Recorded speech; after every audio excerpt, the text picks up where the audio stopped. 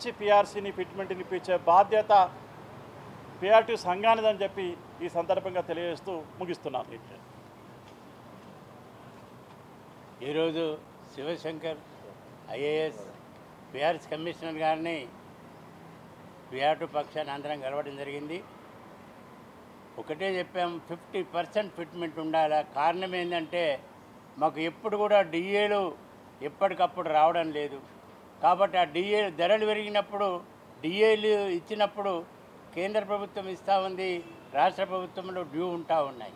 వాటిని తట్టుకోవాలా ఉద్యోగులు ఉపాధ్యాయులు పెన్షన్స్ అంటే తప్పకుండా 50% ఫిట్మెంట్ ఉంటేనే మంచి స్కేళ్ళు వస్తాయి.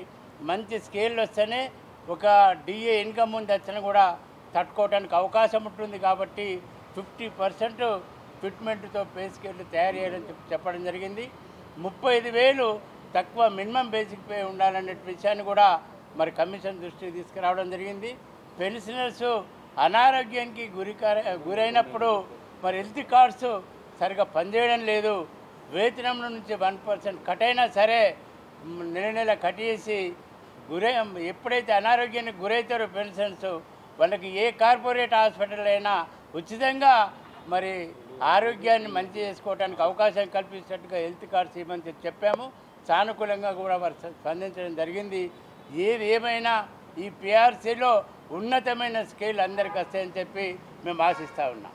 ఒక్క నిమిషం. మీడియా మిత్రులకు నమస్కారం. పూల రవీందర్ ఎక్స్ఎమ్ఎల్సీ.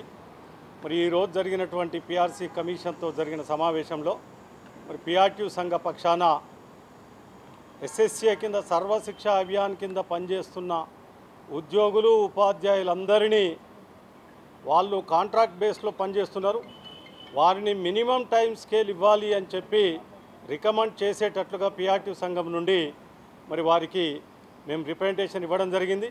అదేవిధంగా కేంద్ర ప్రభుత్వం డిఏ ప్రకటించిన వెంటనే రాష్ట్ర ప్రభుత్వం కూడా డిఏలు అమలు చేసే విధంగా ఉండాలి అని చెప్పి 1/9/2003 కంటే ముందు అపాయింట్ అయినటువంటి ఉపాధ్యాయులు ఎవరైనా వారందరినీ మరి పాత పెన్షన్ విధానంలోకి వచ్చేటట్లుగా ఉండాలి అని చెప్పి పిఆర్సీ రికమెండ్ చేయాలి అని చెప్పి కోరినాం. Thank you.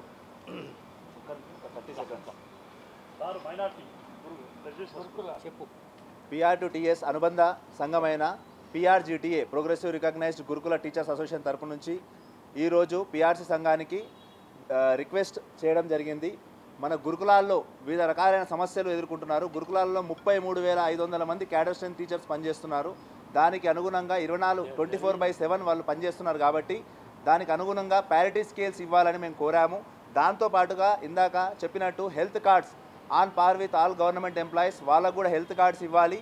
ఇంకోటి జేఎల్ డిఎల్ ప్రిన్సిపల్గా పనిచేస్తున్న మిగతా జూనియర్ కాలేజ్లో పనిచేస్తున్నట్టు వీళ్ళకు కూడా జేఎస్డిఎల్స్కి గెస్టెడ్ క్యాడర్ ఇవ్వాలని, పే ప్రొటెక్షన్ ఒక దాని నుంచి ఇంకో దగ్గరికి ఇంకో జాబ్, ఈ జాబ్ గురుకుల జాబ్ నుంచి వేరే దగ్గర నుంచి గురుకుల జాబ్కి వచ్చిన వాళ్ళకు పే ప్రొటెక్షన్ ఇవ్వాలని, టీఎస్జిఎల్ఐ మరియు 010 ద్వారా వేతనాలు అందించాలని, ఇంకా గత పిఆర్సీలో మనకు ఇబ్బందులు ఎదుర్కొన్నటువంటి ఒకటి సమస్య ఏంటంటే పిఆర్సీ సంఘం వేతన సంఘం సిఫార్సులు ఇస్తుంది, దాని తర్వాత సొసైటీలు డిలే చేస్తాయి. కాబట్టి ఇక్కడే ఇదే సంఘం నుంచే అన్ని సొసైటీలను ఇంక్లూడ్ చేసుకుంటూ ఒకటే కమిటీ ఇచ్చిన సిఫార్సునే అందరికీ అమలు చేయాలని మేము కోరాము. Thank you very much. PRTU TS సంఘ పక్షాన పిఆర్సీ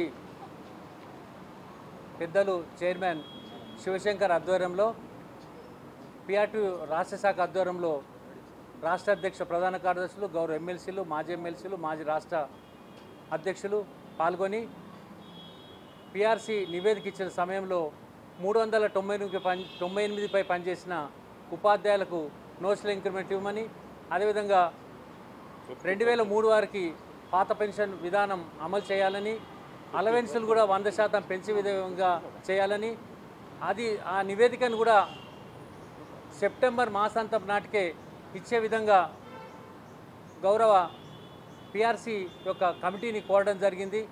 మిత్రులారా, దయచేసి ఈ యొక్క పిఆర్సీ కమిటీ విషయంలో పిఆర్-టు-టీఎస్ సంఘం అన్ని క్యాడర్లని అందరినీ కూడా పరిగణలోకి తీసుకొని అటు గురుకులు అయితేనేమి, కేజీబీ అయితేనేమి, మోడల్ స్కూల్ అయితేనేమి, అవుట్సోర్సింగ్ అయితేనేమి, కాంట్రాక్ట్ ఉపాధ్యాయుల విషయంలో అయితేనేమి, ప్రతి అంశంలో కూడా క్షుణ్ణంగా పరిశీలించి అన్ని గత 4-5 రోజుల నుంచి ఏ విధంగా చేస్తే పిఆర్సీ కమిషన్ వెంటనే నివేదిక ఇచ్చే విధంగా వచ్చే విధంగా విధంగా పిఆర్టీ సంఘం కృషి చేసిందని ఈ సందర్భంగా తెలియజేస్తున్నారు.